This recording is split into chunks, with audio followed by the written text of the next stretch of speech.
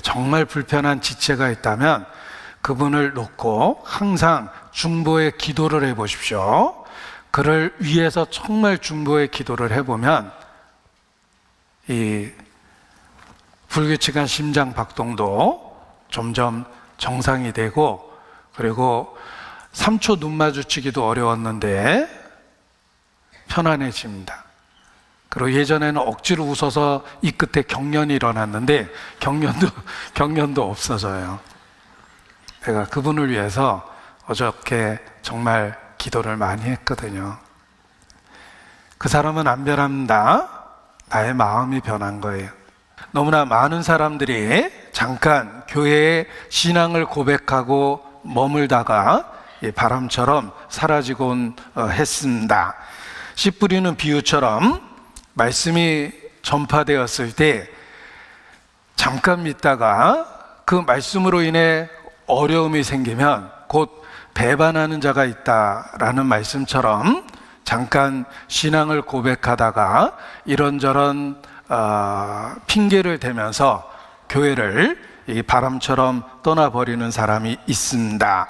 그리고 떠나면서 하는 말 중에 내가 상처를 많이 받아서 교회를 떠난다라고 오히려 교회를 탓하면서 떠난 사람들도 있습니다. 그리고 그러한 말 때문에 남겨진 사람들은 더욱 상처를 받고 그러한 기억들을 우리는 갖고 있습니다. 생각해 보십시오. 많은 사람들이 그동안에 우리와 함께 하다가 바람처럼 사라져 버렸습니다. 그대의 이름은 바람, 왔다가 사라지는 바람, 날 울려놓고 가는 바람. 표절인 것 같은데 어디서 표절했는지 기억은 나지 않습니다. 아무튼 그 바람처럼 사라진 많은 분들이 있습니다. 사도행전에도 바울의 1차 전도 여행 중에 젊은 일꾼 요한 곧 마가가 함께 했습니다. 그런데 그 노정의 어려움 속에서 중간에 돌아가 버리는 일이 있습니다. 요한이라고 마가가 되는 그 요한, 그가 첫 번째 전도여행에 참여했다가 중간에 돌아가 버렸습니다. 그래서 나중에 바나바 바울이 2차 전도여행 때 크게 싸우는 그 이유가 되기도 합니다. 마가가 동행했다가 돌아갔다. 남아있는 그 일행들에게는 큰 상처가 되었을 겁니다. 그리고 가뜩이나 어려워서 간신히 견뎌내고 있는데 돌아간 마가의 행동으로 인해서 남겨진 사역을 계속하는 사람들은 그 목까지 감당하는 어려움을 틀림없이 경험했을 겁니다. 또 바울이 가장 힘들었던 시기, 감옥에 갇혀 있을 때 언제 죽을지 모르는 상황이었습니다. 그러한 순간에 꼭 도움이 필요했던 그 순간에 함께했던 데마가 세상을 사랑하여 데살로니가로 갔다라는 그런 그 슬픔 어린 그런 그 표현도 성경에 있습니다. 데마는 세상을 사랑하여 데살로니가로 갔고 그레스게는 갈라디아로, 디도는 달마리아로 갔다. 지금 나와 남은 사람은 누가만 나와 함께 있다. 이것은 바울이 감옥에 있을 때, 죽음을 면전에 두었을 때 마지막으로 기록한 디모데 후서에 나오는 표현입니다. 가장 도움이 필요했던 그때 한때 함께 일했던 데마, 또 많은 사람들이 이런저런 이유로 바울을 버리기도 했습니다. 지금도 교회 생활 가운데 똑같은 일이 반복됩니다. 함께 있었던 사람 중에 많은 사람이 그렇게 바람처럼 떠나가 버립니다. 우리는 그렇게 누군가가 떠나갈 때마다 남아있는 우리는 때로 상처를 받고 더 큰 부담을 갖고 일을 해야 될 때가 있습니다. 주님 오시는 그날까지 우리가 신앙을 지키고 주의 몸된 교회 안에 있다가 주님을 만나야 되는데 혹 그동안에 떠나갔던 그런 사람들처럼 우리도 그렇게 혹 끝까지 신앙을 지키지 못하고 이렇게 떠나가면 어떻게 될까 하는 염려도 사실 우리 마음에 있습니다. 우리도 똑같은 연약함 속에 있습니다. 예수께서 돌아가시기 직전에 12제자를 바라보시며 너희 중 하나가 나를 팔리라 라고 말씀하셨을 때 사실 12제자 모두 양심의 찔림을 받았습니다. 난 절대 아니다 라고 생각한 것이 아니라 자신도 한두 번 그런 생각을 했기 때문에 예수님의 그러한 말씀 앞에서 혹 주여 내니까 라고 근심 어린 질문을 할 수밖에 없었습니다. 우리도 혹시 그렇게 떠나간 지체들처럼 어느 날 신앙을 버리고 모임을 등지고 주님과 상관없이 살게 되는 것은 아닐까, 이런 염려도 혹 우리 마음에 있습니다. 오늘 말씀은 우리가 끝까지 신앙을 지키고 주님 오시는 그날 주의 몸된 교회 안에서 주님을 만날 수 있기 위해서 꼭 필요한 교훈이라고 생각합니다. 오늘 말씀, 함께 나눌 말씀은 끝까지 신앙을 지키고 모임 안에 머물 수 있는 그러한 교훈을 함께 나누고자 합니다. 고린도 후서에 있는 말씀을 읽었는데 이 고린도 후서는 고린도 지역에 있는 교회에게 준 바울의 두 번째 편지라는 뜻입니다. 이 성경 각 권의 이름이 있습니다. 처음 성경을 배울 때에는 성경 각 권의 명칭이 어떠한 의미인지조차도 몰랐습니다. 그것이 사람 이름인지 아니면 지역 이름인지 아니면 특정한 뜻을 갖고 있는 단어인지 그런 것조차 구별이 안 됐는데 성경을 배우는 과정 속에서 그 66권 각 권의 명칭이 어떤 뜻이 있는지를 자연스럽게 알게 되었습니다. 고린도 지역에 있는 교회에게 준 바울의 두 번째 편지라는 의미에서 고린도 후서 이렇게 부르는 겁니다. 고린도라는 지역이 어디에 있을까? 마케도니아와 에게해가 붙어 있습니다. 에게해라는 말은 즉 성경에 있는 표현으로는 아가야라는 지역입니다. 마케도니아와 아가야가 붙어 있는 인근 지역인데 유럽의 관문이 마케도니아입니다. 유럽 전도가 시작되면서 곧 그 밑에 있었던 아가야 지역에도 복음이 전해지게 됩니다. 그 아가야의 대표적인 도시가 바로 고린도입니다. 이 고린도 지역에 바울이 2차 전도 여행 중에 처음으로 복음을 전해서 교회가 시작되었고 전도의 문이 활짝 열리면서 많은 핍박 중에도 1년 6개월 동안 고린도에 머물면서 고린도 교회가 정착이 된 것입니다. 전도 여행 중에 1년 6개월 동안 바울이 머물렀습니다. 그만큼 전도의 문이 넓게 열려 있었기 때문에 그렇습니다.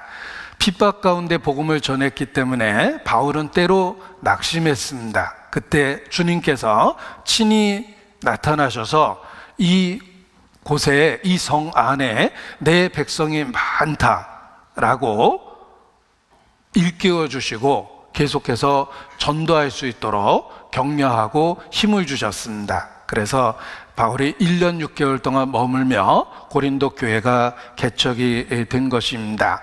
그리고 바울은 계속 전도 여행 중에 그 고린도 성도들을 기억하며 고린도 전서와 후서를 기록한 것입니다. 본문에 바울은 나라고 표현하지 않고 우리라고 표현하고 있습니다. 우리의 입이 열리고 우리의 마음이 넓어졌다. 너희가 우리 안에서 좁아진 것이 아니다. 이 우리라는 표현을 반복해서 사용하고 있는데 그 이유는 바울은 홀로 있었던 것이 아닙니다. 바울은 1인 특공대가 아닙니다. 슈퍼 히어로 같은 1인 특공대가 아니라 바울은 많은 동역자들과 함께 일했던 일꾼입니다. 교회의 일꾼입니다. 그래서 우리라는 그 공동체를 나타내는 표현을 즐겨 사용했던 것입니다. 그리고 2차 전도 여행 중에 실제로 많은 사람이 바울과 함께 있습니다. 대표적인 사람이 바울 옆에는 디모데도 있었고 또 실루아노라고 일컬어지는 실라가 있었습니다. 그래서 바울과 실라 그리고 디모데 이렇게 그 외에 또 많은 사람들과 함께 일종의 선교팀처럼 그렇게 공동체를 이루고 전도를 했던 것입니다. 그래서 우리라는 이런 표현을 쓴 것입니다. 이 바울은 홀로 있었던 것이 아니라 바울 주변에는 많은 동역자가 있었고 그리고 바울 자체가 안디옥 교회가 파송한 선교사입니다. 바울 뒤에는 그를 후원하는 안디옥 교회가 있었습니다. 이것이 초대교회에 복음이 널리 전해진 그 하나님이 사용하신 방법입니다. 1인 특공대를 사용하신 것이 아니라 바울 주변에 수없이 많은 동역자를 두고 또 그 뒤에 안디옥 교회라는 그 후원 교회를 두어서 선교할 수 있도록 바울이 그렇게 선교할 수 있도록 하나님께서 함께 하셨던 것입니다. 이러한 그 상황 속에서 우리는 지금 우리 자신에게 적용해서 교훈을 받을 수가 있습니다. 내가 바울처럼 될 수는 없지만 바울에게 도움이 되는 동역자는 돼야 되겠다라는 생각을 하고 교훈을 얻게 됩니다. 우리가 바울과 같은 능력을 갖거나 특권을 누리기는 어렵지만 바울이 될 수는 없다 하더라도 바울의 동역자가 돼서 바울이 하는 그 일에 부분적으로나마 일시적으로나마 도움이 되는 그런 지체가 되어야 되겠다라는 생각을 하게 됩니다.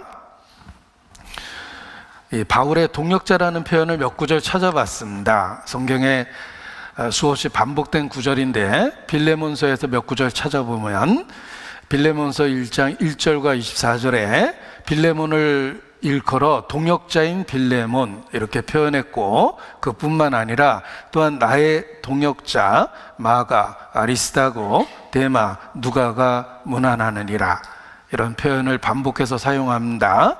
또 로마서에도 마찬가지인데 너희가 그리스도 예수 안에서 나의 동역자들인 브리스가와 아굴라에게 문안하라. 그리스도 안에서 우리의 동역자인 우르바노와 나의 사랑하는 스다구에게 문안하라. 나의 동역자 디모데와 나의 친정 누기우와 야손과 소시바다가 너희에게 문안하느니라. 이 바울이 즐겨 썼던 표현이 바로 동역자라는 표현입니다. 지금 우리가 그렇습니다. 우리가 바울은 될 수 없다 하더라도 바울의 동역자와 같은 역할은 해야 되겠다라는 생각을 하게 됩니다. 우리 시대의 바울이 누구일까? 교회입니다. 교회는 주님의 몸이라고 표현하고 있고 지상에 있는 주님 자신입니다. 예수님은 교회의 머리가 되셨고 교회를 자신의 몸이라고 선언하셨습니다. 바울이 가졌던 그 능력, 그 특권 지금은 교회에 있습니다. 그래서 귀 있는 자는 성령이 교회들에게 하시는 말씀을 들을지어다 라고 요한계시록에 7번이나 반복해서 말씀해 주신 것입니다. 우리 시대에 바울이 가졌던 특권과 능력은 교회에 있습니다. 주님의 몸된 교회에 있습니다. 우리가 바울은 될 수 없어도 바울의 동역자가 될 수는 있습니다. 우리가 교회 안에서 지체로서 마땅히 해야 될 일을 할 때 시간을 넘어서 공간적 제약을 넘어서 바울의 동역자와 같은 삶을 살게 되는 것입니다. 바울의 동역자, 얼마나 멋있는 말입니까? 이 기독교 안에 사기치는 사람 중에 아주 유명한 사람의 이름을 빌려서 자기가 그의 동역자였다라고 그 후광을 입고 사람들을 모으고 종교적 지도자 행세를 하는 사람들이 있습니다.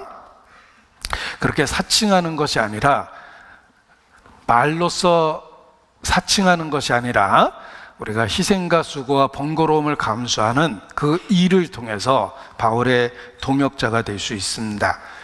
교회 생활을 통해서 우리는 바울의 동역자가 되는 거다라고 생각할 때 교회의 의미나 소중함을 더 깨닫게 됩니다.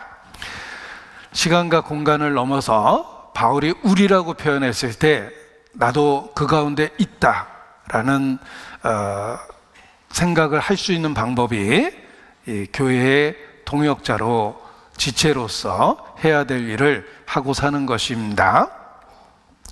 이 고린도의 교회에게 주신 편지인데, 고린도는 바다를 끼고 있는 해안 도시며 상업적인 도시입니다. 물류가 활발했고 그리고 상업이 발달하고 아주 부유한 도시였으며, 바다를 끼고 있기 때문에 외국 여러 풍습, 물건, 그런 것들이 쉽게 들어올 수 있는 지역이었습니다. 그래서 발달한 상업도시, 또 해안도시의 특성을 고린도 교회는 갖고 있었습니다. 작은 그 숨겨진 시골 마을이 아니라는 것입니다. 큰 도시였고 물류가 발달되어 있었고 그리고 크게 번성한 상업적인 도시였으며, 시내를 나가보면 화려하고 유혹이 되는 것들이 많았던 도시입니다. 그리고 이방 풍습, 우상 숭배가 가득한 곳이었습니다. 이 고린도 교회의 성도들은 그 지역이 갖고 있는 문제들을 그대로 갖고 있었습니다. 그래서 고린도서를 읽어보면 그들에게는 혹 심각한 음행 사건도 있었고 성도 간의 송사도 있었습니다. 이익 때문에 성도를 법정에 세우고 다툼을 벌이는, 마치 가족끼리 소송하는 것과 똑같습니다. 그런 성도 간의 소송 사건도 있었고, 또 모임 내에 여러 덕이 되지 못하는 행동들이 있었습니다. 부유한 자와 가난한 자가 구별되어 있었기 때문에 그 구별에 의한 차별이 있었고 상처를 주고받는 일이 있었습니다. 또 우상 숭배와 관한 유혹을 많이 받을 수밖에 없었습니다. 그래서 하나님은 그들에게 여러 은혜를 더해 주셨는데, 그 은혜를 남용해서, 은사를 남용해서 또 서로 시기하고 질투하는 그런 문제도 있었습니다. 뿐만 아니라 핵심적인 진리인 부활에 대해서도 그들은 변론하고 잘못된 견해를 혹 갖기도 했습니다. 그래서 혹 어떤 이들이 죽은 자들이 어떻게 다시 사냐라고 그 이야기하곤 했다라고 이렇게 바울도 표현하고 있습니다. 심지어는 핵심적인 진리조차도 부정하고 이론을 달고 의문을 제기했던 겁니다. 에이, 죽은 사람이 어떻게 다시 살아? 그런 이야기까지 공공연히 교회 안에 있었던 것입니다. 그렇게 문제 많은 교회가 고린도 교회이며, 사실 이 마지막 때 살아가는 우리의 모습을 이 고린도 교회가 그대로 다 갖고 있는 것입니다. 자, 바울이 가장 긴 편지를 쓴 그 대상이 고린도 교회입니다. 문제가 많았기 때문에 그들의 문제를 해결해 주고자 가장 긴 그 편지를, 그것도 2번이나 이렇게 기록했습니다. 문제가 많았던 만큼 그 문제를 끌어안고 그들이 그것을 해결하고 지내야만 했기 때문에 바울이 애정을 갖고 더 많은 편지를 기록하고 했던 것입니다. 그리고 하나님은 그들에게 사실 그 많은 문제가 있음에도 불구하고 신앙을 지켜야 되기 때문에 그들에게 풍성한 은사를 허락해 주셨습니다. 그래서 다른 성경보다 그 예언을 받거나 방언을 하거나 병 고침에 관한 이야기가 고린도서에 많이 있는 것입니다. 고린도전서 1장 5절입니다. 고린도전서 1장 5절.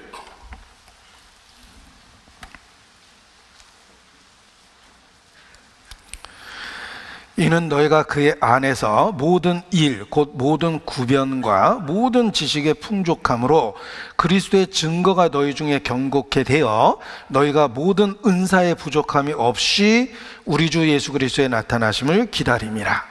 문제가 많았던 고린도 교회지만 그 문제 속에서 복음을 전하고 복음을 지켜야만 했기 때문에 하나님께서도 그들에게 많은 은사를 주셨습니다. 그래서 뛰어난 구변 그리고 뛰어난 지식을 풍족하게 주시고 이런저런 은사를 그들에게 더해 주셨습니다. 문제 많았던 교회지만 그럼에도 불구하고 더 많은 하나님의 은혜를 누리고 지냈던 교회가 바로 고린도 교회입니다. 그리고 고린도 교회의 또 다른 문제는 분파, 서로 갈라지고 이렇게 교회 내에 그 파벌, 갈등이 많았다는 것입니다. 우리 시대 뭐 여당과 야당의 갈등처럼 교회 내에서도 여당과 야당의 갈등 같은 것이 많았던 것입니다. 여당은 구호를 외칠 때 위하여 라고 외치고 야당은 구호를 외칠 때 위하야 이렇게 외친다고 합니다. 그것조차도 통일이 안 됩니다. 고린도 교회에 많은 분파가 있었습니다. 그래서 고린도전서 1장 11절부터 읽어보겠습니다. 제가 읽어드리겠습니다. 1장 11절. 내 형제들아, 근로의 지편으로서 너희에게 대한 말이 내게 들리니 곧 너희 가운데 분쟁이 있다는 것이라. 이는 다름 아니라 너희가 각각 이르되 나는 바울에게, 나는 아볼로에게, 나는 게바에게, 나는 그리스도에게 속한 자라 하는 것이니 그리스도께서 어찌 나뉘었느냐. 그들은 핵심적인 가장 중요한 진리로 하나가 되었음에도 불구하고 그 안에서 육신적인 갈등을 했습니다. 그래서 나는 게바에게 속했다, 나는 바울에게 속했다, 난 아볼로에게 속했다, 난 이것저것도 아니고 그리스도에게 속했다, 이런 식으로 서로 분파가 가득했고 서로 갈등하고 분열했던 것입니다. 그래서 바울이 전도했음에도 불구하고 흔히 다른 파에 속한 사람들이 바울을 공공연히 비난하고 흠집을 내기 시작했습니다. 바울을 이런저런 모습으로 비난하는 이야기가 고린도서에 있습니다. 바울의 사도권을 부정해버립니다. 에이, 솔직히 바울은 12사도도 아니잖아. 12사도 이름 봐봐, 바울 이름 없지. 언제 지가 그냥 사도라고 하는 거야. 바울은 정통성이 없어. 12사도 중에 하나가 아니었잖아. 이렇게 비난을 하거나 아니면은 에이, 바울은 씻지 못할 과거가 있잖아. 회방자의 핍박자의 포행자였는데 그때 바울이 얼마나 무서웠는 줄 알아? 바울 때문에 우리 저 처갓집 외삼촌도 그때 핍박당하고 감옥에 가고 그랬어. 그걸 내가 어떻게 용서해? 바울은 교회를 핍박한 과거도 있어.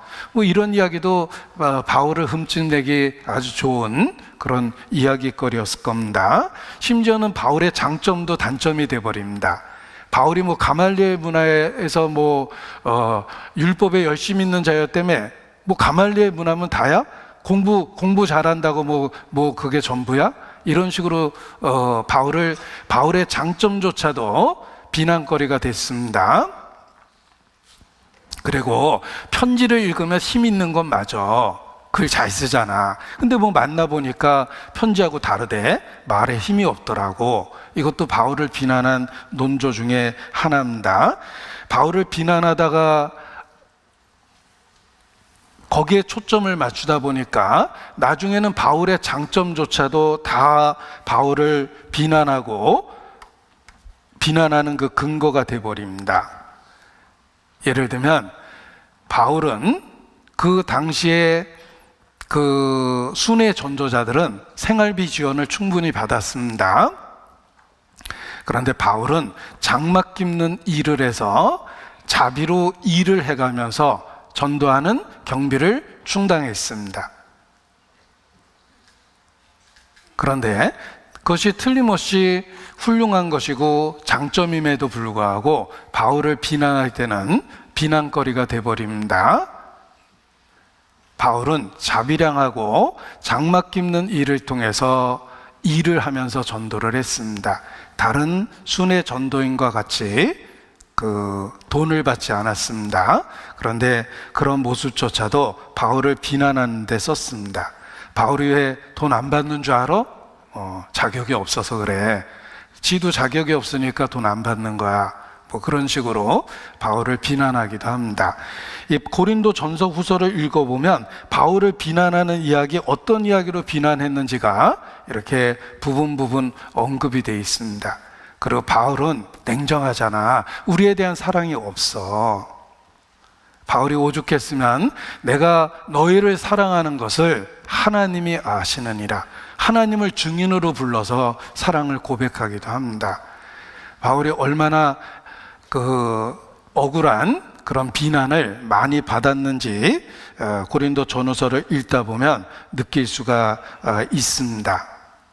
그럼에도 불구하고 바울이 정말 사도인 것은 자신을 비난하는 사람을 향해서 애정을 갖고 마음을 넓히고 입을 열고 그들에게 사랑으로 가르치고 있다는 것입니다.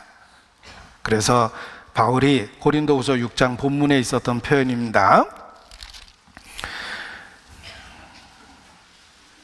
11절에 보면 우리의 입이 열리고 우리의 마음이 넓었다. 우리의 입이 열리고 우리의 마음이 넓었다. 자, 우리의 마음이 너희를 향해서 넓혔기 때문에 내가 너희를 향해서 이렇게 말을 하고 있는 것이다. 진심을 담아서 너희에게 말하고 있는 것이다. 내가 나를 변명하려고 말하는 것이 아니라 너희를 향해서 나의 마음이 넓어졌고 부모와 같은 마음으로 사랑을 담아서 진실하게 너희에게 말하고 있다. 이렇게 호소하고 있는 겁니다.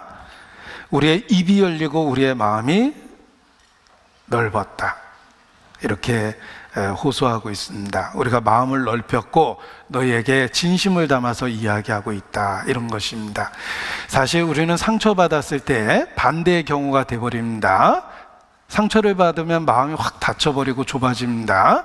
그리고 말하고 싶지도 않아. 이런 표현을 씁니다. 그런데 바울은 자기를 비난하는 사람들을 향해서 마음을 넓혔습니다. 자기를 오해하는 사람을 향해서 마음을 넓혔습니다. 자기를 무시하고 자존심을 상하게 하고 비난하는 사람들을 향해서 사랑을 갖고 말을 하고 있습니다. 그래서 우리의 입이 열리고 우리의 마음이 넓었으니 이렇게 표현하고 있으며 내가 너희를 사랑하지 아니하느냐 하나님이 증인이시라 라고까지 이야기하고 있는 것입니다. 사실 고린도 교회가 문제가 많다라는 것은 바울을 비난했다는 사실을 통해서 알 수가 있습니다. 바울을 비난할 정도로 그들은 날카로웠습니다. 그것이 사실은 고린도 교회의 수준입니다. 우리가 어떤 뛰어난 전문가의 흠을 잡는다면 그 뛰어난 전문가에게 흠이 있어서라기보다는 그 흠 잡은 사람의 판단 기준이 잘못된 경우가 많습니다. 어떤 분은 동네 가수인데 세계적으로 유명한 가수를 못 알아보고 노래를 듣고 이런저런 단점을 계속 잡아냅니다. 발성이 불안하다든지 뭐 음정이 떨어졌다라든지 날카롭게 비평해내는데 사실 그 노래를 부른 사람은 세계적인 그 인정받는 가수였습니다. 그런데 자신의 짧은 소양으로 판단하니까 흠잡을 게 많았던 겁니다. 우리가 뛰어난 전문가를 흠을 잡는다면 사실 그 사람 흠 잡는 사람의 수준을 사실 나타내는 것입니다. 우리 가끔 그런 경우 있잖아요. 어떤 뭐 작품을 굉장히 그 평가를 낮게 했는데 그러한 작품이 세계적으로 인정을 받게 되는 경우가 있습니다. 그런 경우에는 자기의 판단 기준이 뭔가 잘못된 게 아닐까 냉정하게 살펴봐야 됩니다. 이 고린도 교회를 판단한 사람이 그렇습니다. 그래서 이 바울을 바울로서 알아보는 그것도 지혜라고 생각합니다. 뭐 이런 생각을 해봤습니다. 아마데우스라는 희곡이 있고 영화가 있고 그렇습니다. 모차르트는 타고난 천재입니다. 그걸 다른 사람들은 못 알아봤는데 궁정 악장이었던 안토니오 살리에리가 모차르트의 천재성을 금방 알아봤어요. 자기는 수도 없이 노력하고 그 자리에 오른 겁니다. 얼마나 자기 인생을 갈아 넣어서 노력하고 그 수준에 올라왔는지 모르는데 이 철없는 어린아이 같은 저 모차르트는 타고난 천재성이 있습니다. 자기가 밤을 새워서 수개월 작업한 내용을 그는 즉흥적으로 해냅니다. 그걸 금방 알아봤어요.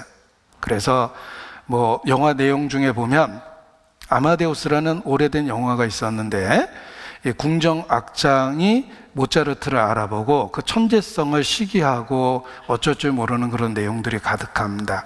모차르트는 타고난 천재였고 궁정 악장은 노력하는 사람이었기 때문에 그렇습니다. 그런데 사실 이 궁정 악장이 대단한 것은 모차르트의 천재성을 금방 알아봤다는 것입니다. 저는 바울보다는 바나바 같은 사람이 되고 싶다라는 생각을 했습니다. 왜냐하면 바나바는 바울이 하나님의 사람이라는 걸 금방 알아봤어요. 그래서 길리기아 바울이 그 자기의 고향에 가서 낙향에 있었습니다. 그때 바나바가 그를 찾아가서 낙향에 오고 낙심해 있었던 바울을 데리고 와서 안디옥 교회에서 같이 사역을 합니다. 그 뒤편에 하나님의 인도하심이 있었겠지만 바나바는 바울을 기억한 사람입니다. 바나바는 바울이 일할 수 있도록 세워준 사람입니다. 바나바는 바울이 하나님의 사람이라는 것을 알아볼 수 있는 은사가 있었던 겁니다. 우리에게도 그러한 진리를 분별하고 교회를 분별하고 하는 지혜가 있어야 됩니다. 이 바울은 모태로부터 하나님께 구별된 사람입니다. 하나님이 처음부터 바울을 일꾼으로 계획하고 그를 구별하고 불러내셨습니다.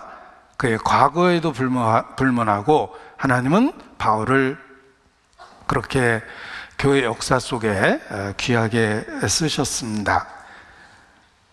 우리가 말씀드린 것처럼 이 바울은 되지 못해도 바울의 동역자가 되어야 된다라는 생각을 하고 그 바울과 같은 그 역할이 이 마지막 시대에 누구이고 무엇일까? 교회라고 생각합니다. 진리를 끝까지 붙잡고 있는 그 교회가 우리 시대의 바울처럼 쓰임받는 일꾼임에 틀림이 없습니다. 그리고 교회와 함께 하는 그것이 올바른 결정이라는 것입니다. 바울은 자기를 비난하는 사람들을 향해서 마음을 넓혀서 진심 어린 가르침과 충고를 하고 있는 것입니다. 그래서 우리의 마음이 넓어졌다. 그래서 너희를 향해서 입을 열고 있다. 너희도 보답하는 양으로 마음을 넓히라. 이렇게 권유하고 있습니다. 이 마음을 넓히라라는 표현을 썼는데 이 세상에서 가장 신축성이 좋은 것은 스판덱스가 아니라 사람의 마음입니다. 사람 마음이 스판덱스보다 훨씬 더 신축성이 뛰어납니다. 어느 정도로 신축성이 좋으냐면 이건 파스칼이 했던 표현입니다. 파스칼이 표현하기를 인간의 마음은 천사처럼 될 수도 있고 악마처럼 될 수도 있으며 지극한 선이 되거나 지극한 악이 될 수도 있고, 그리고 인간의 마음은 하늘처럼 올라갈 수도 있고 땅처럼 밑으로 내려올 수도 있다. 하늘과 땅 차이며 선과 악의 차이며 천사와 악마 차이, 그 차이가 사람 마음에서 일어난다고 이렇게 표현했습니다. 그래서 사람의 마음은 중간자이다. 하늘과 땅의 중간이며 선과 악의 중간이며 천사와 악마의 중간이며 어느 쪽으로든지 확장되거나 줄어들 수 있다는 것입니다. 우리의 마음이 그렇습니다. 우리의 마음이 작아지면 정말 작아지고 넓어지면 정말 커집니다. 작아지면 얼마나 작아질까? 순 우리말 표현에 이런 표현 있죠. 밴댕입니다. 네. 이 밴댕이는 청어가의 물고기로서 한 15cm만 한데 우리가 좁은 마음을 밴댕이 소갈딱지라고 그럽니다. 이 소갈딱지는 어떤 행동거지를, 잘못된 행동거지를 낮춰서 이렇게 표현할 때 소갈딱지라고 그럽니다. 생각이나 행동이 아주 형편없을 때 소갈딱지라는 말을 붙이는데 밴댕이 소갈딱지라는 말을 씁니다. 이 밴댕이가 왜 그렇게 불명예스러운 이름의 대명사가 됐을까? 이 밴댕이는 살아있는 거 보기가 참 어렵답니다. 잡아놓으면 금방 파르르 떨다가 제 승질 못 이겨서 죽어버린대요. 그래서 작은 일에 크게 분노하고 어쩔 줄 모르는 사람을 밴댕이 소갈딱지라고 그럽니다. 제가 밴댕이 소갈딱지라는 표현을 쓰니까 여러분 마음에 막 기억나는 사람들이 있죠? 그 사람도 여러분을 지금 생각했을 겁니다. 자, 우리 마음은 작아지면 밴댕이 소갈딱지만해집니다.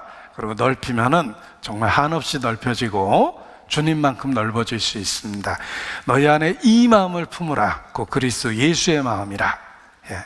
우리의 마음이 신축성이 그렇게 뛰어나다는 것입니다. 우리가 어떤 생각을 하고 어떤 선택을 하느냐에 따라서 우리의 마음은 달라집니다. 바울은 시대를 넘어 우리에게 교훈합니다. 너희의 마음을 넓히라. 보답하는 양으로, 보답하는 마음과 생각으로 너희의 마음을 넓히라. 우리의 마음은 그냥 넓어지진 않습니다. 보답하는 양으로, 이미 받은 은혜를 생각할 때 우리의 마음이 넓어질 수 있습니다. 우리가 교회 생활을 지속할 수 있는 방법, 이런저런 상처를 받으면서도 신앙을 지킬 수 있는 방법, 삶의 계절을 다 겪습니다. 봄, 여름, 가을, 겨울, 인생의 계절을 다 겪습니다. 따뜻한 여름도 겪고 그리고 쌀쌀한 가을과 겨울도 겪게 되는데, 그럼에도 불구하고 신앙을 지킬 수 있는 비결은 환경이 바뀌는 게 아니라 우리의 마음을 넓히는 것입니다. 너희의 마음을 넓히라 라고 우리를 일깨워 줍니다. 자, 그렇다면 어떻게 사람의 마음을 넓힐 수 있는가? 그리스도에게는 그 분명한 방법이 있습니다. 마음을 넓힐 수 있는 방법입니다. 제가 메모를 한 이유는 횡설수설하지 않도록입니다. 두 가지 이야기를 드리려고 합니다. 첫 번째는 하나님 자신이 우리의 마음을 넓혀 주십니다. 하나님하고의 관계와 사귐, 그 교통을 통해서 우리의 마음이 넓어지기 때문에 그렇습니다. 그리고 두 번째는 복음, 그 복음 안에 담겨져 있는 능력이 좁아진 우리의 마음을 넓혀주게 됩니다. 우리의 마음을 스스로 높일 수는 없습니다. 자력으로 높일 수는 없습니다. 태생적인 것으로 높일 수는 없습니다. 그러나 하나님이 넓혀주실 수 있습니다. 그리고 복음이라는 그 능력 그 자체가 우리의 마음을 넓혀 놓습니다. 시편 119편 31절 32절입니다. 시편 119편 31절.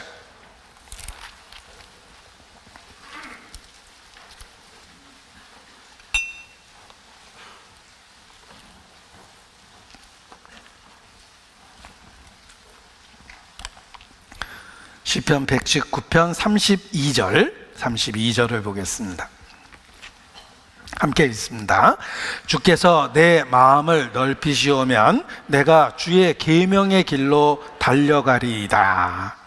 주께서 내 마음을 넓히시오면, 우리가 자력으로 태생적인 것으로는 마음을 넓히기가 어렵습니다.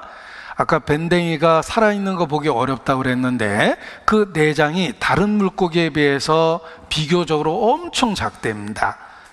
그래서 물바깥으로 끄집어내는 순간 수압을 견딜 수 없기 때문에 그 고통 속에서 금방 죽어버리는 거랍니다.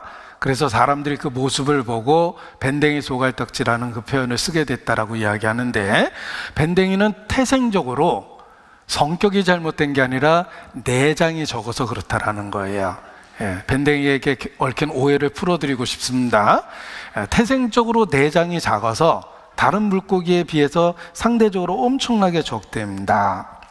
70-80% 정도로 확연하게 작다라고 그러는데, 그래서 바깥으로 나오면 그 달라진 수압, 압력의 차이 때문에 내장이 터져버리고 죽어버린답니다. 자, 우리는 태생적으로 마음을 넓힐 수가 없습니다. 우리는 죄악 가운데 출생했고 죄성이 가득합니다. 우리는 본성적으로 이기적입니다. 그런데 창조주 하나님께서 우리의 마음을 넓히시면 창조, 무에서 유를 만드신 그 능력으로 우리 마음을 넓혀주실 수가 있습니다. 그래서 하나님이 우리 마음을 넓혀주셔야 됩니다. 거듭남은 위로부터 오는 능력을 받는다는 뜻입니다. 위로부터 오는 능력을 받으면 어떻게 됩니까? 내가 굳은 마음을 취하고 부드러운 마음을 줄 것이며, 이것이 거듭남입니다. 하나님이 주겠다라는 거예요. 내가 새 마음을 너에게 주되 부드러운 마음을 줄 것이라. 이것이 성경이 말하는 거듭남입니다. 하나님이 주시겠다고 말씀하셨는데, 우리의 마음을 넓히는 것도 바로 하나님이 주셔야지 넓어질 수 있는 겁니다. 따라서 하나님하고의 관계와 사귐을 통해서 우리 마음이 넓어지는 거예요. 우리의 삶 속에서 하나님을 부정하면 태생적인 본능으로 살게 됩니다. 그러나 성령이 오시면 위로부터 오는 능력이 오고 굳은 마음이 제하여지며 부드러운 마음이 생깁니다. 새 마음이 생깁니다. 하나님이 주신 거예요. 그래서 하나님하고의 관계와 사귐을 통해서 우리의 마음이 넓혀질 수 있다는 것입니다. 열왕기상 4장 29절을 찾겠습니다. 열왕기상 4장 29절, 솔로몬에 대한 이야기입니다. 4장 29절. 솔로몬은 지혜로웠습니다. 하나님이 주셨기 때문에 그렇습니다. 하나님이 주신 것 중에 하나입니다. 열왕기상 4장 29절 함께 읽습니다. 하나님이 솔로몬에게 지혜와 총명을 심히 많이 주시고 또 넓은 마음을 주시되 바닷가의 모래같이 하시니. 하나님이 솔로몬에게 넓은 마음을 주셨습니다. 하나님이 주신 결과 솔로몬이 특별했던 것입니다. 어거스틴도 그의 기도 내용 속에 그러한 내용이 있습니다. 우리 어거스틴 그러면 어거스틴의 참회록 이렇게 말이 붙어 있을 정도로 그의 참회록은 역사 속에서 널리 읽혀졌습니다. 어거스틴의 참회록에 있는 내용 중에 하나입니다. 주님, 당신께서 내 마음을 넓혀 주소서. 내 영혼의 집이 좁사오니 당신께서 내 마음을 넓혀 주시옵소서. 당신이 내 마음에 계실 수 있도록 나의 마음을 그렇게 넓혀 주소서라는 기도를 합니다. 주님이 우리 안에 계시기 시작하면서 우리의 마음이 넓어지는 것입니다. 주님이 계실 만큼 넓혀야 되기 때문에 그렇습니다.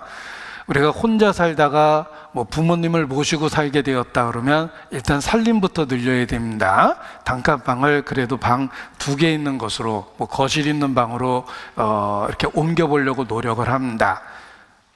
마찬가지입니다. 태생적으로는 하나님이 내 마음에 계시기 어렵사오니 주님 자신이 내 마음을 넓혀서 주님이 내 마음에 계시도록 해주십시오. 나의 마음을 넓혀주십시오. 이렇게 기도했던 것입니다. 하나님께서 우리의 마음을 넓혀 주셔야 됩니다.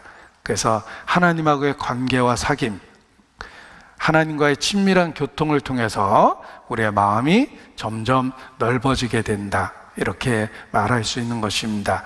두 번째는 복음, 그 담고 있는 복음 자체가 담고 있는 그 능력 때문에 복음을 받아들인 사람의 마음이 넓어질 수밖에 없습니다.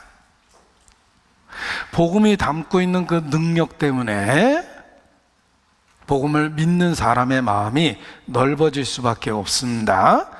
보라, 아버지께서 어떠한 사랑을 우리에게 주사 하나님의 자녀라 일컬음을 얻게 하셨는고 우리가 그러하도다. 그러므로 세상이 우리를 알지 못함은 아버지를 알지 못함이니이다. 요한일서 3장 1절 말씀입니다. 보라, 아버지께서 어떠한 사랑을 우리에게 주사 하나님의 자녀라 일컬음을 얻게 하셨는고. 복음의 능력이 우리의 마음을 넓혀줍니다. 우리가 복음을 받아들이고 믿고 붙잡을 때 복음 자체가 갖고 있는 능력 때문에 우리의 마음이 넓어질 수밖에 없습니다. 구원받은 이후 주님하고의 관계를 통해서 우리의 마음에 변화가 생기는 겁니다. 한 여자가 한 남자를 진실하게 사랑해서 남편으로 맞이하면서 남편하고의 관계 때문에 자신의 과거의 삶이 정리되고 예전처럼 행동하지 못합니다. 남편이라는 존재와 남편하고의 관계 때문에 예전처럼 행동할 수가 없습니다. 우리가 예수님을 믿는다는 것이 그러합니다. 내가 너희를 정결한 처녀로 한 남편인 그리스도에게 중매케 하려 함이라 라고 바울도 표현했는데, 한 여자가 한 남자를 남편으로 맞이하면서 마음과 생각의 변화가 생기듯이 우리도 그리스도를 믿음으로 말미암아 복음이 담고 있는 그 내용, 그 자체 때문에 우리의 마음이 넓혀지게 되는 것입니다. 우리의 마음이 넓혀질 수 있는 방법은 우리가 복음을 믿고 붙잡고 받아들임을 통해서 우리의 마음이 넓혀지는 것이다 라고 말할 수 있는 것입니다. 에베소서 5장 21절입니다. 에베소서 5장 21절.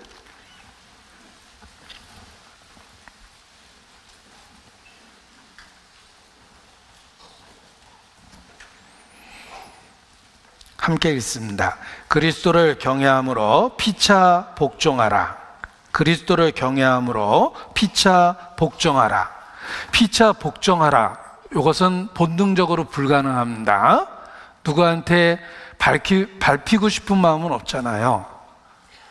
우리는 다 명령하고 다스리고 싶지, 섬김을 받고 싶어 하지 누구를 섬기고 싶은 마음은 없습니다. 그런데 본성을 이기고 어떻게 피차 복종할 수 있을까? 그리스도를 경외함으로. 이것이 방법입니다. 우리의 마음을 넓힐 수 있는 방법입니다. 주님하고의 관계를 적용해서 보답하는 양으로 마음을 넓힐 수가 있습니다. 그래서 부부 간에도 관계가 달라지는 거예요. 22절, 아내들이여 자기 남편에게 복종하라. 이렇게 써 있으면 못합니다. 그런데 방법을 주셨어요.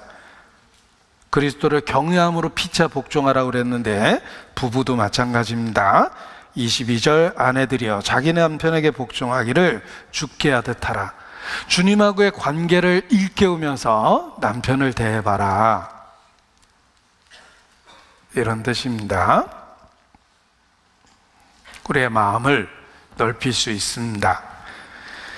넓힐 수 있는 방법을 주신 겁니다. 골로새서 3장 23절입니다. 골로새서 3장 23절.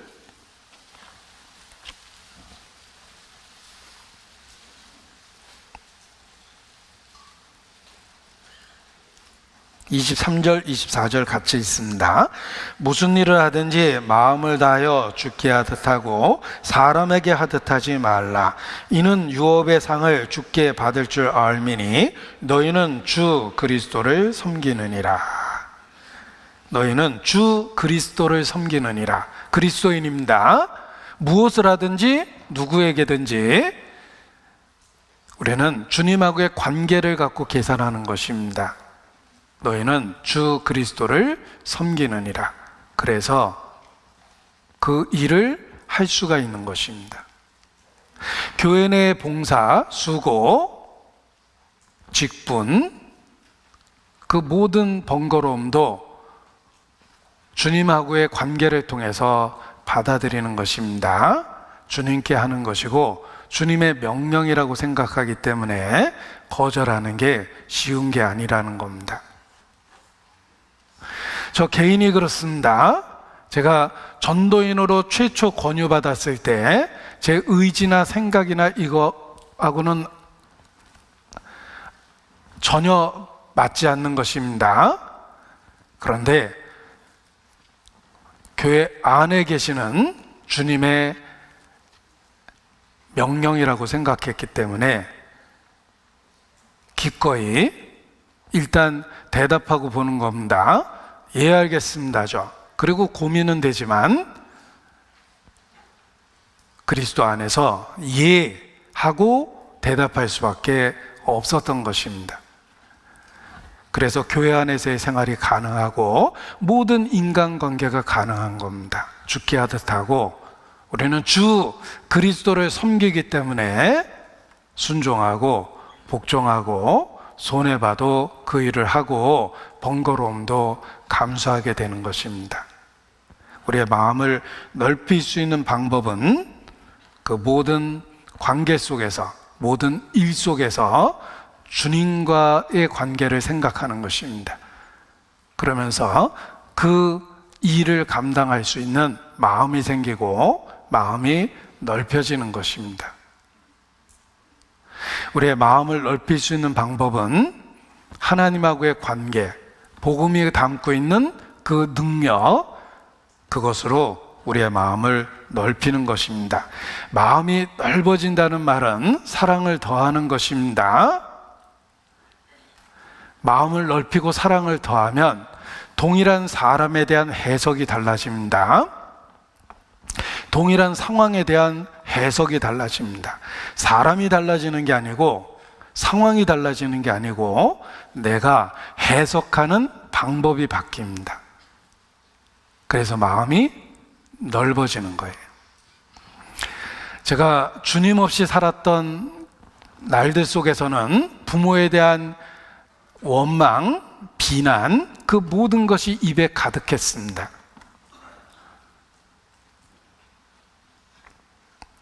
그래서 철없는 말들이지만 오남매 막내입니다. 우리 어머니한테 툭 하면은 아유 엄마 참 심하다. 넷만 낳았어도 되는데 어떻게 5을 낳았어. 나 같은 걸 낳잖아. 그래가지고 피차 고생이잖아. 뭐 이런 말도 쉽게 하고 가엾은 어머니 왜 나를 낳으셨나요? 라는 투의 말과 표현을 많이 썼습니다. 그리고 막내로 자랐기 때문에 어렸을 때부터 모든 걸 물려받는 데 익숙했습니다. 심지어는 누나가 입던 원피스도 물려 입었던 시절이 있어요. 여러분 상상해 보세요. 제가 원피스 입고 있는 모습을.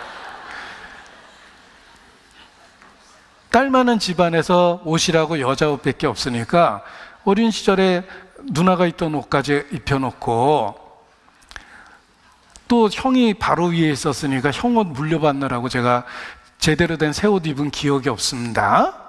그래서 부모한테 대들 때 엄마는 진짜 막내 헐값에 키워서 본전 다 뽑았어. 이렇게 철없는 이야기 해댔습니다. 그게 태생적인 저의 모습이에요. 저의 말투고.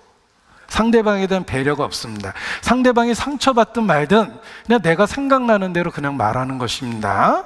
그런데 내 인생에 예수 그리스도가 들어오셨습니다. 주님하고의 교통 때문에 생각하는 방법이 바뀌었어요. 우리 부모님이 그 힘들고 어려운 시절에 5이나 낳아서 정말 잘 키우셨구나. 하나도 안 버리고 그 힘든 시절에 한둘 진짜 버리고 싶었던 마음이 있었을 텐데 하나도 포기하지 않고 끌어안고 그 어려웠던 시절에 다 키우고, 그 어려웠던 시절에 한 번에 대학 3명이 갔던 시절도 있어요. 연년생이기 때문에 저희가 한 집안에 대학생이 3명이 있었던 시절에 그 어렵게라도 등록금을 마련해 주셨구나. 내가 대학 다닐 때 제대로 된 옷이 없어서 교련복 바지도 많이 입어봤지만 그래도 부모가 먹일 거 다 먹이고 그 시절을 내가 지냈구나. 그 어려웠던 시절에 매일 외출하는 나에게 그래도 1,000원씩은 그날에 그 필요한 돈은 주셨거든요. 돈 1,000원이 귀했던 그 시절에 그래도 매일 집 나가는 아들을 그냥 보낼 수 없어서 돈 1,000원이라도 손에 쥐어주셨구나. 같은 상황 속에서 해석이 달라졌습니다. 왜냐하면 하나님께서 마음을 넓혀주셨기 때문에 부모에 대한 해석이 달라졌어요.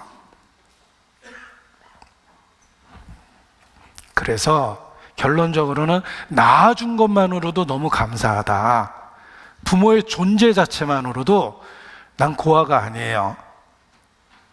그 존재 자체만으로도 부모는 충분히 공경받아야 될 위치구나. 그래서 내 부모를 공경하라는 말씀 속에 조건이 없는 거구나. 너를 낳아준 부모라고 단서를 달았다든지, 너를 희생해서 키워준 부모라든지, 너를 사랑한 부모라든지 조건과 단서가 없이 그냥 부모라는 존재 자체에게 부모를 공경하라고 말씀하셨구나. 마음으로 아멘이 됐습니다. 왜냐하면 하나님의 마음을 넓혀주셔서 같은 부모에 대한 해석이 달라진 거예요. 하나님이 그렇게 만들어주는 겁니다. 우리가 하나님과 교통하고 복음을 붙잡고 있으면 우리의 마음이 넓어집니다.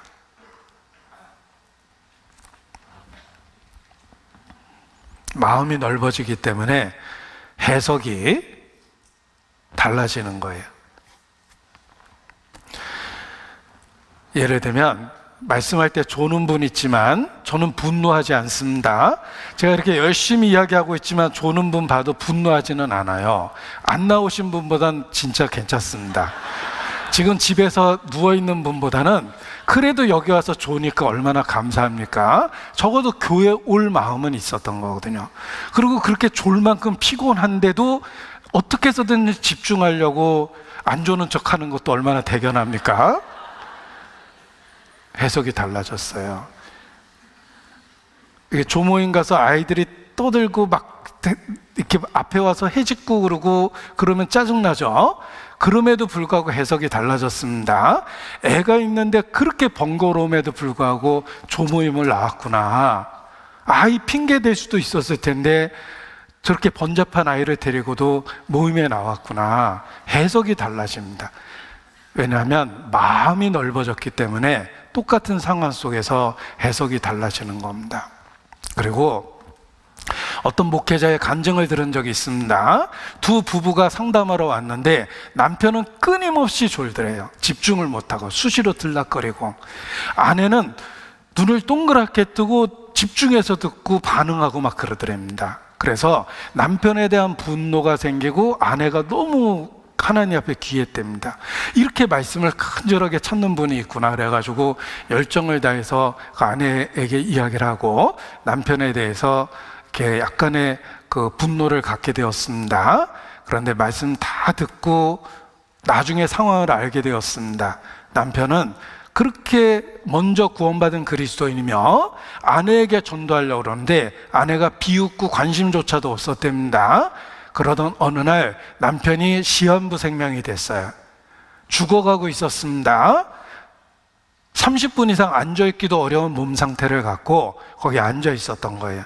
그러니까 수시로 화장실에 들락거릴 수밖에 없었습니다. 그리고 그런 몸 상태로 앉아 있으려니까 눈이 감겨서 눈을 뜨고 있을 수조차도 없었어요. 아내는 말씀에 대한 관심이 1도 없었습니다. 단지 죽어가는 남편의 간절한 부탁이기 때문에 졸 수가 없었대요. 그래서 눈 크게 뜨고 들으려고 집중하고 그랬던 겁니다. 간절함은 남편에게 있었던 거예요. 목사님께서 그 상황을 나중에 알고 회개하고 하나님 앞에 굳게 결심했습니다. 다시는 외적으로 나타나는 상태를 보고 사람을 판단하지 않겠습니다. 우리도 마찬가지예요. 우리가 마음을 넓히면 그냥 사람을 있는 모습 그대로 받아주게 됩니다. 그리고 어떤 불신자의 모습이든 어떤 대적자의 모습이든 생각해 보면 그것이 한때 나의 모습이에요. 30년 전에 내 모습이고 40년 전에 내 모습이고 철없던 시절의 내 모습이에요. 그래서 하나님이 나 같은 사람도 받아줬다는 것을 기억하게 됩니다. 보답하는 양으로 너희도 마음을 넓히라. 내게 주셨던 은혜를 기억하면 마음이 넓어집니다. 우리는 어떤 상황에서든지 하나님하고의 관계를 먼저 일깨우고 보답하는 양으로 마음을 넓혀서 생활을 해야 됩니다.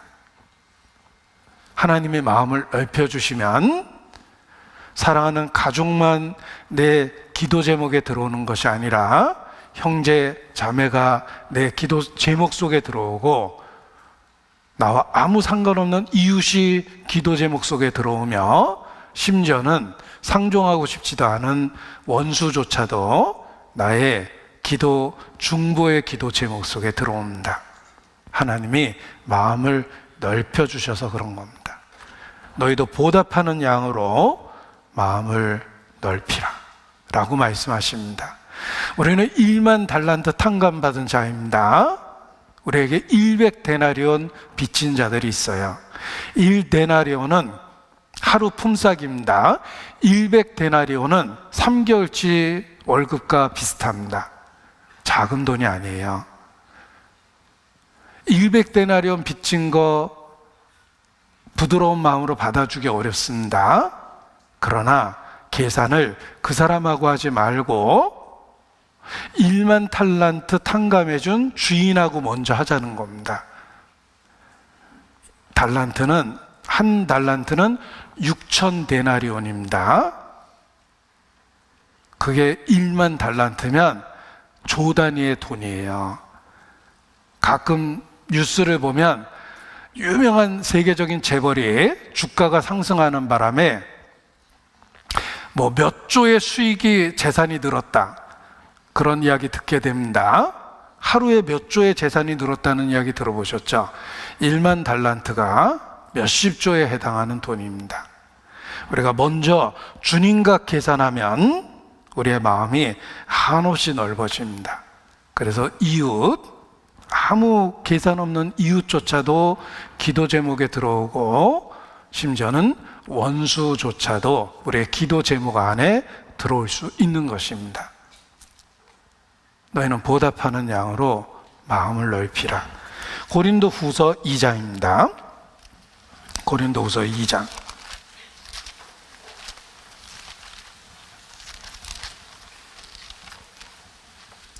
10절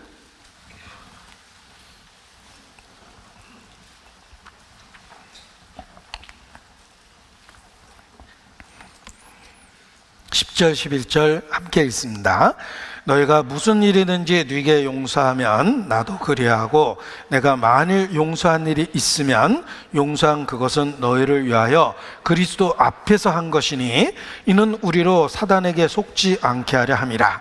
우리가 그 괴계를 알지 못하는 바가 아니로다. 사탄은 용서치 아니하는 마음속에서 사역을 시작합니다.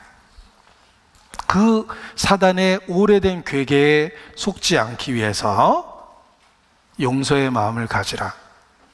그 사람은 안 변한다 하더라도 그리스도 안에서 계산하고 마음을 넓히라, 이런 뜻입니다. 로마서 15장 7절입니다. 로마서 15장 7절.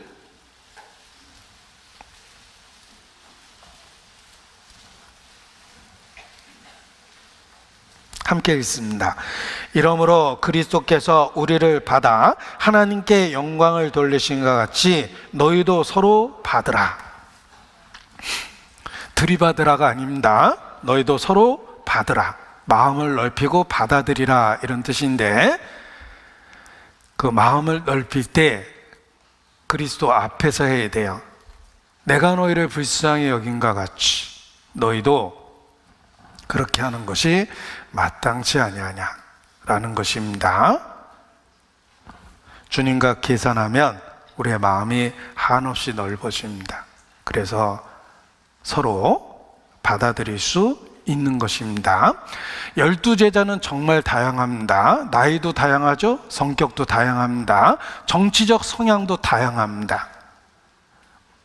그럼에도 불구하고 그들은 주님 때문에 하나가 되어 있었습니다. 지금도 그렇습니다.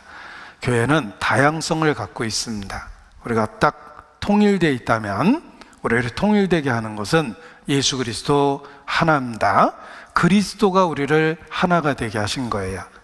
그리고 우리 안에 계신 그리스도는 우리의 다양성을 충분히 커버하고도 남을 만한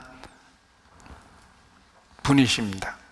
주님을 기억하고 주님과 계산하면 우리의 마음을 한없이 넓힐 수 있습니다. 빌레몬서도 그런 주제를 갖고 있습니다. 빌레몬 1장 17절입니다. 빌레몬 1장 17절, 히브리서 앞에 있습니다. 빌레몬서 1장 17절, 352페이지, 17절 18절 같이 읽습니다. 그러므로 내가 나를 동무로 할진대 저를 영접하기를 내게 하듯 하고, 저가 만일 내게 불의를 하였거나 내게 진 것이거든 이것을 내게로 회개하라. 예. 주님하고의 관계를 갖고 주님하고의 계산을 통해서 나의 오네시모를 용서할 수 있는 거예요. 빌레몬에게 해준 말입니다. 우리도 마찬가지예요. 우리가 살다 보면 내 인생에 용서하기 어려운 오네시모가 있어요. 그런데 주님하고의 관계를 통해서 마음을 넓히고 받아줄 수 있는 것입니다. 같은 공간에 있으면 이렇게 편하지 않은 사람이 있습니다. 같이 눈만 마주쳐도 가슴이 이렇게 불규칙하게 뛰는, 나의 심장병을 유발시키는 사람이 있습니다. 같은 공간에 있다는 게 불편하고, 얼굴을 마주대에 있다는 게 불편하고, 눈을 마주치고 10초 이상 있기가 참 어려워요. 불편하죠. 그럼에도 불구하고 우리가 하나 된 걸 지킬 수 있는 방법은 주님과 계산하기 때문에 그렇습니다. 정말 불편한 지체가 있다면 그분을 놓고 항상 중보의 기도를 해보십시오. 그를 위해서 정말 중보의 기도를 해보면 이 불규칙한 심장 박동도 점점 정상이 되고, 그리고 3초 눈 마주치기도 어려웠는데 편안해집니다. 그리고 예전에는 억지로 웃어서 이 끝에 경련이 일어났는데 경련도 없어져요. 내가 그분을 위해서 어저께 정말 기도를 많이 했거든요. 그 사람은 안 변합니다. 나의 마음이 변한 거예요. 하나님이 그렇게 우리를 성장하고 성숙시키십니다. 구약의 예를 들어봅니다. 사울은 다윗을 정말 미워했습니다. 다윗은 사울에게 정말 충성했습니다. 사울이 못된 것은 자기에게 잘하는 다윗을 미워했다는 거예요. 미워할 이유가 없는데 다윗을 미워했죠. 그게 사울이에요. 사울의 인격을 드러내는 거예요. 그럼에도 불구하고 사울은 존경치 못할 사람을 존경하고 왕으로 인정하고 대우했어요.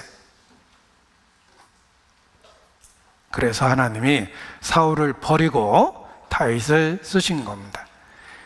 다윗이 하나님의 사람인 이유는 자기를 미워하는 사울조차도 주님하고의 관계 때문에 받아들였다는 거예요. 다윗이 사울을 죽일 수 있는 기회가 있었습니다. 사울은 다윗을 죽이려고 계속 군대를 보내고 직접 쫓아다녔습니다. 그런데 어느 날 사울이 잠든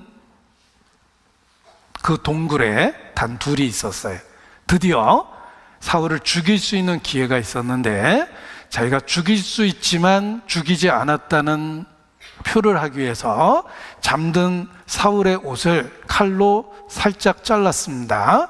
그리고 밖에 나가서 사울을 깨우죠. 여기 당신의 옷 자른 이것을 보십시오. 내가 당신을 죽일 수 있는 충분한 기회가 있었음에도 불구하고 당신을 해치지 않았습니다. 이것이 저의 진심입니다라고 외칩니다. 악한 사울조차도 그 순간에는 다윗을 향해서 마음을 바꿉니다. 정말 하나님이 너를 복 주실 거다. 내가 잘못했다라는 생각을 해요. 다윗을 보십시오. 다윗이 사울을 해치지 않은 이유는 하나님하고의 관계를 생각했기 때문입니다. 그리고 다윗이 정말 하나님 마음에 합한 사람인 이유는 사울의 옷자락을 벤 것만 갖고도 마음의 가책을 느꼈다는 거예요. 우리에게 먼저 주신 사랑을 기억해 보면 우리의 마음이 신축성이 있다고 그랬죠? 넓어져서 모든 상황과 사람을 받아들이게 됩니다. 그 사람은 여전히 안 변하고 그 상황은 여전히 그대로 있다 하더라도 나의 마음이 넓어져서 그 상황이, 그 사람이 받아들여지는 것입니다. 그 과정을 통해서 우리가 성장하고 성숙해 가는 것입니다. 너희 안에 이 마음을 품으라. 곧 그리스도 예수의 마음이라.